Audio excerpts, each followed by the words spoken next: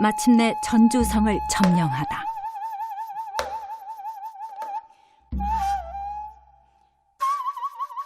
농민군은 용두고개에서 일자진을 치고 외줄 행렬을 갖추어 함성을 지르면서 먼저 서문으로 몰려들었다. 그러나 육중한 대문은 굳게 닫혀 있었다.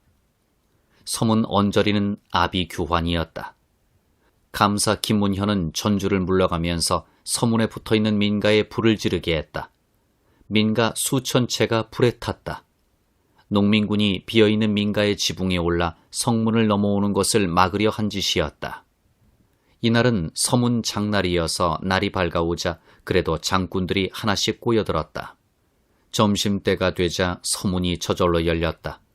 감사 김문현을 비롯해 전주의 모든 벼슬아치들은 도망을 쳤으나 남아있던 이속이나 사령들이 눈치를 살피다가 문을 활짝 열어준 것이다. 전봉준과 지도부는 텅 빈 선화당으로 들어가 자리를 잡고 대장소로 삼았다. 전봉준은 감사가 앉았던 자리를 차지하고서 호령했다. 그의 쩌렁쩌렁한 목소리가 선화당 안팎을 울렸다. 신이 난 농민군은 모든 관하 건물을 접수하고 무기와 양곡을 거두어들였으며 억울하게 갇혀있던 죄수들을 풀어주었다.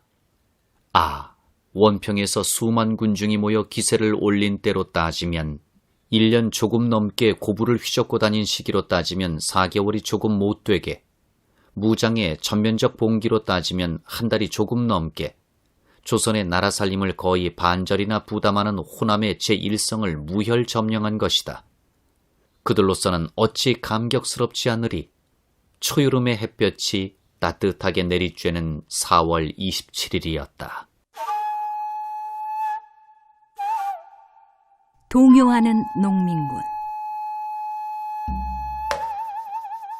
이때 감사 김문현은 변복을 하고 집신을 신고서 피란민 속에 끼어 도망치면서 민가의 나귀를 타고 달아났다. 경지전의 참봉은 태조 어용의 줄을 끊어 두루마리를 해서 들고 위봉산성으로 달아나다가 길가에서 전주 판관인 민영승을 만났다. 민영승은 성을 버렸다는 죄를 벗어나려고 꾀를 내서 어용을 빼앗아 위봉산성에 보관하게 하고 달아났다. 면피를 하려고 잔꾀를 부린 것이다. 그동안 전주 관하에서 굳은 심부름을 해주던 관속과 사령들은 춤을 추면서 농민군을 구석구석으로 안내했다. 전봉준은 무엇보다 농민군과 관속 사령들이 양반과 부호의 집을 습격해 약탈과 방화를 하거나 관물을 훔쳐내는 일을 엄하게 막았다. 농민군의 기율이 해이해지기 쉽기 때문에 특별히 단속했던 것이다. 한편 농민군은 사대문을 철통같이 막고 방비를 엄중하게 했다. 뒤따라오며 이 소식을 들은 홍계후는 앞일이 캄캄했다. 그제야 다급하게 전주로 달려갔다. 다음 날 아침 장의영군은 전주성을 완전 포위하고 완산의 7봉을 중심으로 주변산의 진지를 구축했다. 완산의 마루에서 바라보면 전주성 안이 환하게 들어온다. 농민군은 전략적으로 완산을 소홀히 하여 먼저 차지하지 않은 오류를 저질렀다. 이날 낮 농민군이 먼저 싸움을 걸었다. 풍남문에서 나온 농민군은 흰 포장을 앞에 치고 나왔고 서문에서 나온 농민군은 칼춤을 추면서 떨쳐나왔다. 농민군들은 수십 개의 장태를 밀고 올라왔지만 효과를 보지 못했다. 장태는 평지에서는 효과가 크지만 산을 향해 밀어 올릴 적에는 별로 효력을 발휘하지 못한다. 뒤에 표적이 드러나고 밀고 올라가는 힘이 많이 들기 때문이다. 농민군은 어쩔 수 없이 후퇴했다. 홍계후는 전봉준을 잡아 바치는 자에게는 조정에서 큰 상을 내린다는 전단을 성 안에 뿌리고 주모자를 빼고는 모두 용서하겠다고도 약속했다. 또 관속이나 사령들은 직함을 몸에 써붙이고 투항해 오면 놓아준다는 전령을 내걸기도 했다. 농민군의 자체 붕괴를 꾀한 것이다. 하지만 사기가 한껏 오른 농민군에게는 별로 효과가 없었다. 그 뒤 몇 차례에 걸쳐 격전이 벌어졌다. 피아의 희생자가 속출했다. 농민군 쪽에서는 더욱이 선봉장인 김순명과 소년장사인 이보경이 죽어 타격을 입었다. 관군이 성 안에 대고 연달아 대포를 쏘아 농민군을 위협하자 겁을 먹고 달아나는 자들도 늘어났다. 관군의 대포는 포탄이 500m 이상 날아갈 정도로 성능이 좋았다. 완산 아래에 설치한 포대에서 대포를 쏘자 포탄이 경기 전 처마를 맞추는 사고가 일어나기도 했으며 조경단 건물을 파괴하는 일도 일어났다. 조선 왕실의 신성한 두 건물이 부분적이기는 하나 파괴된 것은 실로 커다란 논쟁거리를 만들었다. 농민군 쪽에서 동요의 빛이 감돌았다.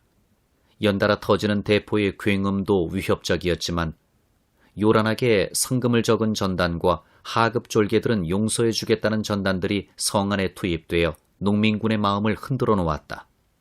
또 외부와 연락이 두절되어 정보가 차단된 상태도 불안을 가중시켰다. 실제로 몇몇 장수들은 전봉준을 잡아 바치려는 음모를 꾸미고 있었다. 이런 낌새를 감지한 전봉준은 여러 장수를 불러놓고 손가락을 굽혀 점치는 신용을 한 뒤 사흘 뒤 점심나절을 지나면 좋은 소식이 있을 것이요. 여러분은 내 말을 듣고 죽을 곳에 들어왔으니 내 말을 2번 들어 잠시 참지 못하겠소 라고 설득했다. 전봉준은 끝내 농민군 지도자들을 진정시키고 홍계운에게 자신의 뜻을 전달했다. 5월 초 2일에 전달한 소지를 요약하면 이러하다. 예전 감사가 수많은 양민을 죽인 일은 생각지 않고 도리어 우리에게 죄를 물으려 하는가. 선화하고 목민해야 할 사람이 많은 양민을 죽였으니 이게 죄가 아니면 무엇이 죄인가. 국태공을 받들어 감국해 하는 것은 사리가 정당하거늘 어찌 반역이라 하는가. 선유종사를 살해한 것은 유능을 보지 못하고 다만 토포하라거나 모병하라는 문자만 보았는데 이게 사실이라면 어찌 이런 이치가 있을 수 있는가. 군사를 동원한 일에 죄를 묻는다고 죄 없는 많은 백성을 죽이는 것이 옳은가. 눈 한번 흘기는 것도 꼭 갚는데 남의 무덤을 파고 재물을 갈취하는 일은 우리가 가장 미워하고 서러워하는 바다. 탐관이 모질어도 조정에서는 생민을 돌보았다는 말을 듣지 못했다. 탐관은 마땅히 낱낱이 죽여서 제거하는 게 무슨 죄인가. 각하가 잘 생각해 임금에게 알리는 것이 해결의 실말이다. 흥선대원군을 받든다고 한 구절이 주목된다.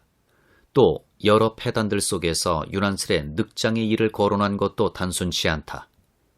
농민군은 수령과 양반 토호들에게 늑장의 피해를 수많이 받아 원한이 쌓였던 것이다. 여기에는 또 탐관을 스스로 제거한다는 의지도 보였다. 화약의 조건 12개 조항. 전봉준의 요구는 홍계훈의 마음을 혼란스럽게 흔들어 놓았다. 그리하여 본격적인 교섭이 시작되었다. 홍계훈의 항복 권고는 연달아 날아들었고 농민군은 승전의 빌미를 찾을 수도 없었다. 더욱이 전봉준은 몇 차례 전투를 치르는 과정에서 머리와 다리를 심하게 다쳤다. 총대장이 부상당한 사실을 부하들이 알게 되면 전투 의욕을 잃고 만다. 특히 농민군은 앞에서 보아온 대로 전봉준은 총칼에도 다치지 않는다는 믿음을 갖고 있지 않은가. 전봉준은 마침내 화해의 약속을 맺기로 결정했다. 농민군 측의 요구 조항은 그동안 수없이 거론되었던 국가의 이름으로 행해진 잘못된 폐정, 탐관오리인 중앙벼슬아치와 수령의 부정을 비롯해 보부상의 폐단을 시정할 것, 어염세를 혁파할 것 등 27개 조항을 제시했다. 홍계훈은 삼례와 대기에 있던 신임 전라감사인 김학진의 재가를 받아 농민군의 요구 조항을 받아들여 조정의 시정을 건의하기로 약속했다. 5월 7일 화해 약속은 성립되었다. 이는 휴전의 의미와는 다르다. 전봉준과 홍계훈은 머리를 맞대고 앉아서 화약을 성립한 것이 아니다. 몇 차례 편지를 주고받으면서 조건을 제시하다가 결정을 내린 것이다. 그래서 판결 선언서대로 화약이 아니라 합의라고 하는 것이 맞다. 이 약속은 어느 쪽의 승리라 단언할 수 없다. 적당한 국면에서 서로 타협을 보았으니 본서방도 좋고 세서방도 좋은 형국이었다고 할 수 있겠다. 여기서 한 가지 밝혀둘 주요 사항이 있다. 오지영의 동학사에 따르면 화약의 조건으로 12개 조항을 맺었다고 했다. 그 내용은 다음과 같다. 도인과 정부 사이에는 묵은 혐의를 깡그리 쓸어버리고 여러 정사에 협력할 것. 탐관오리는 그 죄목을 조사하여 낱낱이 엄하게 징벌할 것.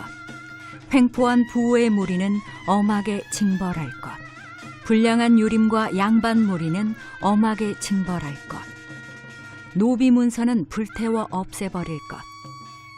칠반 천인의 대우는 개선하고 백정이 쓴 평량립은 벗길 것. 청춘 과부에게는 개가를 허락할 것. 무명의 잡세는 일체 부과하지 말 것.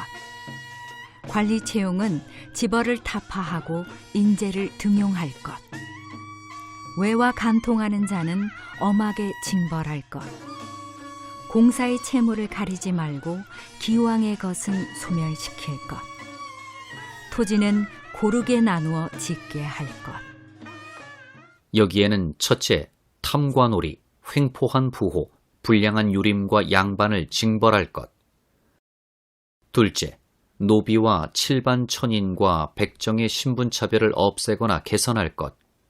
셋째, 고른 인재 등용. 넷째, 청춘 과부의 개가. 다섯째, 무명 잡세와 공사 채무의 해소. 여섯째, 토지의 분작으로 나누어진다. 그런데 이 개혁안은 전주 화약의 조건이 될 수 없다. 봉건제도의 골간인 신분제도와 토지 문제는 일개 현지 사령관이 결정할 사항이 아니기 때문이다. 이와 달리 위에서 말한 홍계운에게 보낸 농민군의 요구사항에는 국가정책의 비리와 농민의 과중한 부담을 개혁해달라는 항목으로 채워져 있다. 그 조건을 이 요구 조항에 맞춰야 할 것이다.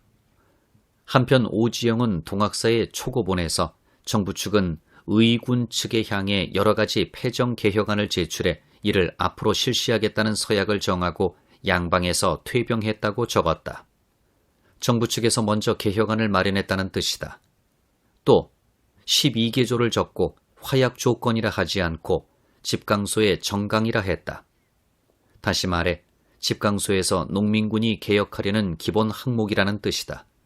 여기에는 위의 12개 조항과는 약간 달리 과부의 재가를 허할 사와 지벌을 타파할 사를 빼고 인명을 함부로 죽인 자는 배일사와 끝에 농군에게 두례법을 장려할 사 등을 제시했다.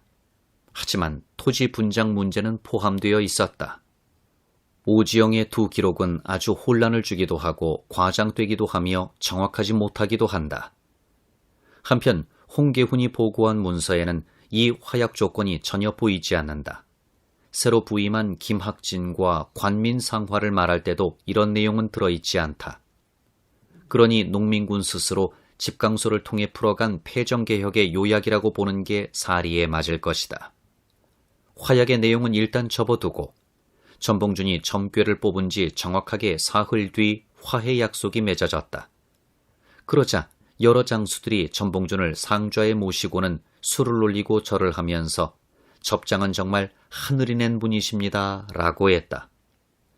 농민군은 귀화라는 명분을 달고 물침표를 받고 아무 제재도 받지 않으며 발걸음도 가벼이 전주성을 벗어났다.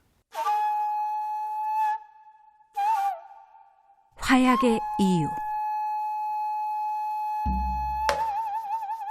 농민군은 왜 귀화라는 이름을 뒤집어 쓰고 화해 약속을 맺었을까? 그 구체적 이유를 짚어보자. 첫째, 북접의 호응이 없었던 것이요.